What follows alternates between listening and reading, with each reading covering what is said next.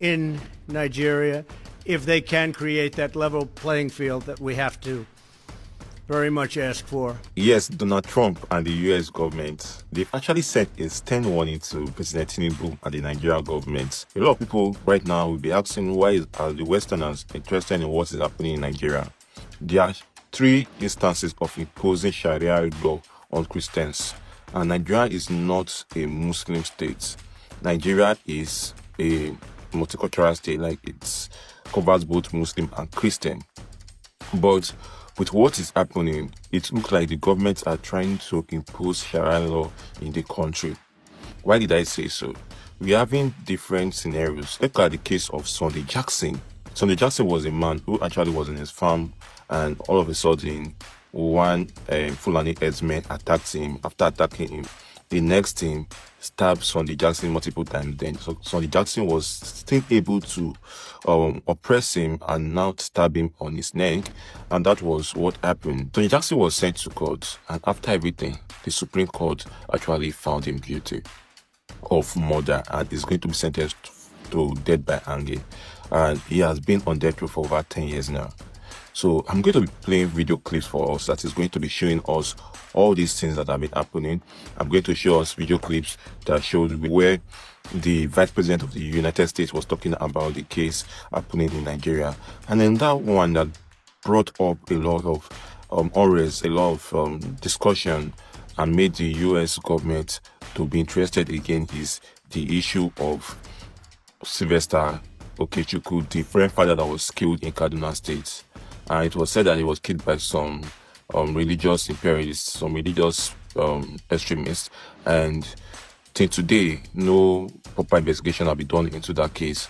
That's another one again. Unless the issue of the Muslim ticket. So at the end of the day, it's looking like they want to Islamize the whole country. First of all, I'm going to be playing a clip of the Vice President of the United States talking about the issue happening in Nigeria. I'm going to play a video clip for us right now so you watch. More than any president of my lifetime, President Trump has pursued a path of peace.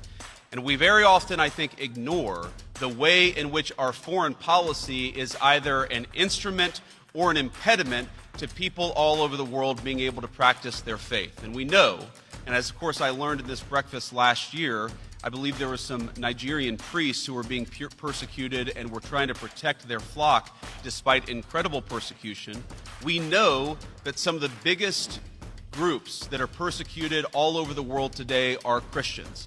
And the Trump administration promises you that whether it's here at home with our own citizens or all over the world, we will be the biggest defenders of religious liberty and the rights of conscience. So guys, you just watched that video clip. So that is a video clip, and that video clip states it clearly.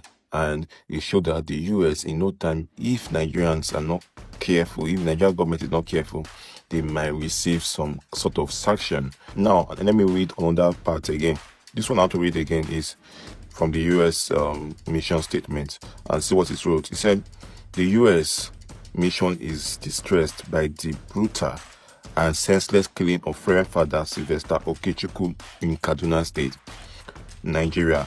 We strongly condemn the horrific act of violence. We extend our deepest condolence to the family, congregation, and community of Father Okechukwu. We have suffered an immeasurable loss. Our thoughts are with them during this time of profound grief. We call on the authorities to bring the perpetrators to justice. So let's look at it now. So that last part, let's look at it very well. We call on the government to bring the perpetrators to. That's what the authorities have failed to do. They've not brought those guys to judgment that actually end the life of Reverend Father Sylvester Okechukwu. And these are one of the cases why the US are still talking that, okay, why will another religious group be attacking another religious group? And this was a clear statement. So with the case of Sunday Jackson, I'm going to be playing a video from Arise, like a detailed video where they discussed about this particular issue. And also, I'm going to also be playing another video clip again from one Dr. William, a human rights activist lawyer in the United States, also talking about this particular Sunday Jackson case. So I'm going to play the video for us now. Let us see. Sunday Jackson, a former student in his early 30s, is facing death by hanging after Nigeria's Supreme Court today upheld the judgment of a lower court in Adamawa State. Mr. Jackson was a student turned farmer who says he was violently attacked on his farm in Kodomti Forest in the Newman local government area in Adamawa State by a Fulani herdsman known as Buba Bawuro.